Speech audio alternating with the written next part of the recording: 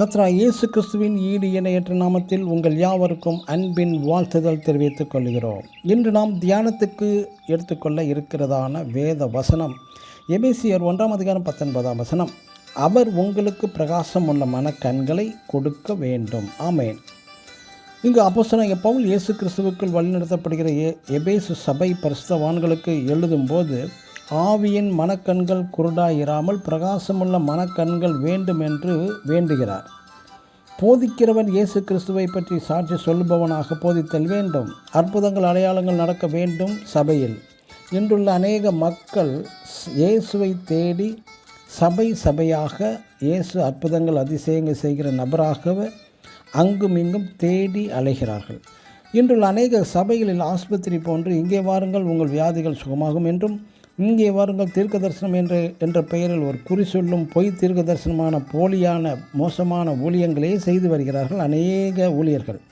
ஒருவனது மனக்கண் சரீரக்கண் வெளிப்புற கண் திறக்கப்பட்டு சுகமடைவதும் ஒரு அற்புதம்தான்.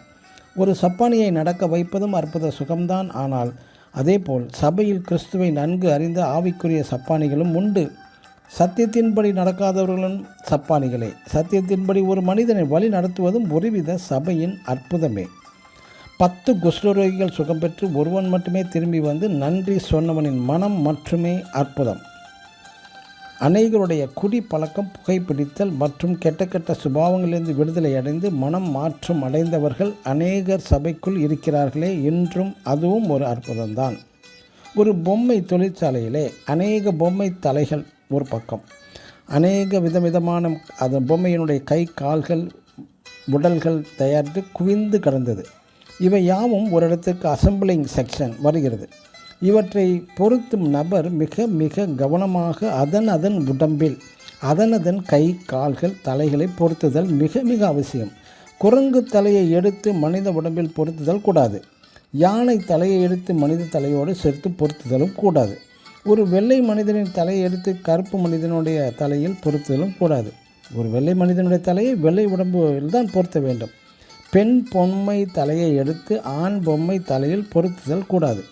அதுபோல பிரியமான சகோதர சகோதரிகளே, நம் சரீரமாகிய சபையாய் சரியானபடி தலையாகிய கிறிஸ்துவோடு பொருத்துதல் அவசியம்.